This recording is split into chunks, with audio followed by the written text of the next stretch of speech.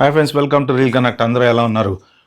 OTT rules producer పాలిట శాపలుగా మారినాయనే చెప్పుకోవచ్చు. కొత్తగా వస్తున్నటువంటి ఓటీటీ రూల్స్ ఏమైతే ఉన్నాయో అసలు నిజంగా ప్రొడ్యూసర్లు కనీసం ఓటీటీలో అయినా సినిమా రిలీజ్ చేసుకుందామా అంటే అవుద్దా కాదా అన్నంత టెన్షన్లో ఉన్నారనమాట. జనరల్గా ఓటీటీ అనేది ఈ కరోనా టైంలో బాగా స్టార్ట్ అయింది. టక టక టక టక ఓటీటీలో వచ్చేసినాయి. ఎందుకంటే బయటకు వెళ్ళి థియేటర్లో సినిమా చూసే పరిస్థితి లేదు.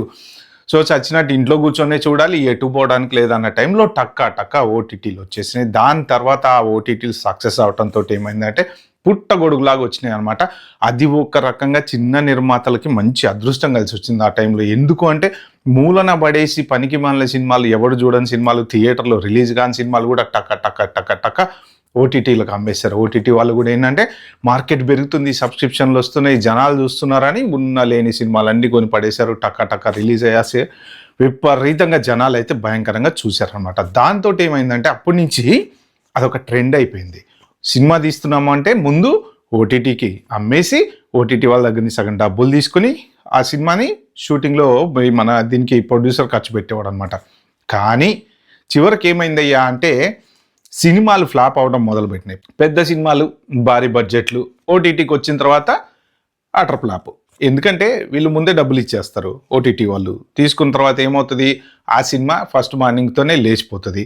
2-3 పెద్ద ఇప్పుడు ఆచార్య సినిమా ఉంది ఫర్ ఎగ్జాంపుల్, ఒక్క రోజులోనే దానికి ఫుల్ నెగిటివ్ టాక్ వచ్చేసింది. కానీ ఓటీటీ వాళ్ళు అంత డబ్బులు ఇచ్చి కొనుక్కున్న తర్వాత ఒక్క రోజులో నెగిటివ్ టాక్ వస్తే ఓటీటీలోకి వచ్చిన తర్వాత కూడా ఎవరికైనా సరే చూద్దాంలే, రేపు చూద్దాంలే, ఎల్లుండి చూద్దాంలే అని అనిపిస్తుంటుంది. దాంతోపాటు ఒకటో రెండో ఓటీటీలు కాదు, ఇప్పుడు దగ్గర 40-50 ఓటీటీలు వచ్చినాయి. ఒక్కొక్క దాంట్లో ఒక్కొక్క వెబ్ సిరీస్లు, ఒక్కొక్క దాంట్లో ఒక్కొక్క సినిమాలు. ఏది చూడాలి, ఎన్ని చూస్తాము?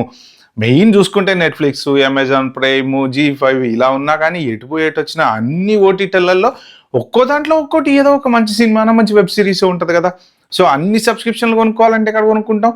లేకపోయినా ఉన్న వాటిలో ఏదో ఒకటి చూడాలంటే ఎలా చూస్తాం? ఇప్పుడైతే ప్రొడ్యూసర్లు సినిమాలు రిలీజ్ చేయడానికి తెగ భయపడుతున్నారు. ఎందుకయ్యా భయపడుతున్నారు అంటే ఓటీటీ వాళ్ళు పెట్టినటువంటి రూల్స్ అనమాట.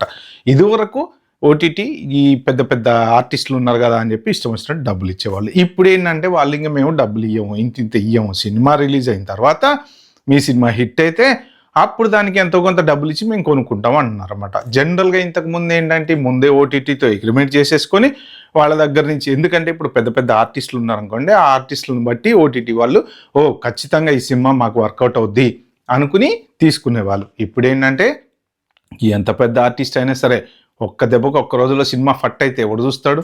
ఇంట్రెస్ట్ చూపేట్లా. అందుకని చెప్పి వీళ్ళు కూడా తెలివి మీరారు అనమాట. సో వాళ్ళు కూడా ఏమంటున్నారు, రిలీజ్ అయిన తర్వాత డబ్బులు ఇస్తాం.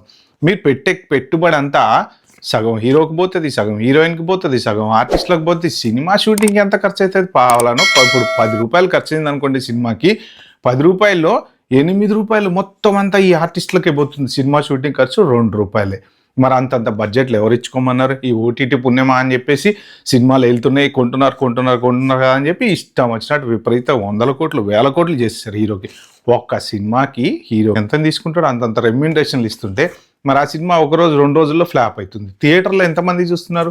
చాలా మందికి ఏంటంటే ఓటీటీ వచ్చింది కదా చూద్దాంలే, ఇక అన్లెస్ అంటే అది ఒక పెద్ద బ్లాక్ బస్టర్ అయితేనో, ఒక పెద్ద హీరో సినిమా, అరే తప్పకుండా ఈ సినిమా థియేటర్లోనే చూడాలనే ఫీలింగ్ ఉన్నోళ్ళు ఎవరన్నా ఉంటే సినిమా థియేటర్లకు పోతున్నారు. కానీ జనాలు పెద్ద సినిమా థియేటర్లకు పోవట్లేదు. ఆ విషయం ప్రొడ్యూసర్లే చెప్తున్నారు. సినిమా థియేటర్కి రావట్లేదు జనాలు, థియేటర్లకు రావట్లేదంటే ఇన్ని ఓటీటీల మధ్యన అంత అవసరం ఏముంది? ఇప్పుడు ప్రొజెక్టర్లు పెట్టుకుంటున్నారు ఇంట్లో. 5,000, 6,000, ఈవెన్ 10,000 పెడితే ఖతర్నాక్ ప్రొజెక్టర్ వస్తుంది. మంచి ఇంకో 10,000 పెడితే సూపర్ సౌండ్ సిస్టమ్ వస్తుంది. ఇంట్లోనే గోడకి ఓ ప్రొజెక్టర్ వేసుకొని సౌండ్ సిస్టమ్ పెట్టుకుంటే హాయిగా మంచిగా ఏ ఛాయ్ తాగుతూ పిల్లలతో కూర్చొని మంచిగా. అదే సినిమా థియేటర్కి వెళ్తే 5,000 రూపాయలు ఖర్చు. ఒక ఫ్యామిలీ మల్టీప్లెక్స్లో సినిమా చూడాలంటే 5,000 రూపాయలు ఖర్చు. 5,000కి వచ్చే ప్రొజెక్టర్ తోటి 100 సినిమాలు చూడొచ్చు. అట్లా అలవాటు పడిపోయారు జనాలు. కానీ ఏమైంది, వీళ్ళేమో ఖర్చులు ఇంకా బడ్జెట్ 500 చేయి, 1000 చేయి, 2000 చేయి, కానీ అందులో సగానికి సగం మోర్ దెన్ సగం వీళ్ళకే పోతుంది. అందుకని చెప్పేసి ఏంటంటే ఖచ్చితంగా మేమైతే డబ్బులైతే డైరెక్ట్ అవుట్ రేట్ ఇయ్యము అని చెప్పేసి సోషల్ మీడియాలో అయితే చక్కర్లు కొడుతుంది న్యూస్.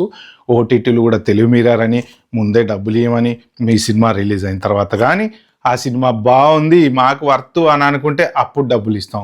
దాంట్లో కూడా కావాలంటే 50% ఇస్తాం, తర్వాత 50% ఇస్తాం. ఇలా రకరకాల ఏవో చెప్తున్నారని చెప్పేసి మొత్తానికి న్యూస్ అయితే వస్తుంది.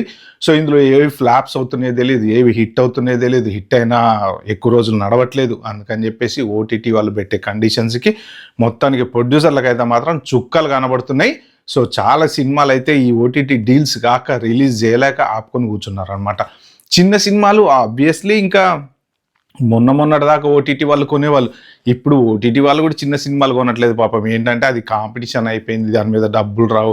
కాకపోతే కొద్దో గొప్ప కనుక మంచి మంచి వెబ్ సిరీస్లు బాగుంది అంటే ముందే ఓటీటీ వాళ్ళు డబ్బులు పెట్టి వాళ్ళే ప్రొడక్షన్ కూడా చేస్తున్నారు అనమాట. సో అది కూడా ఒక రకంగా లక్కే.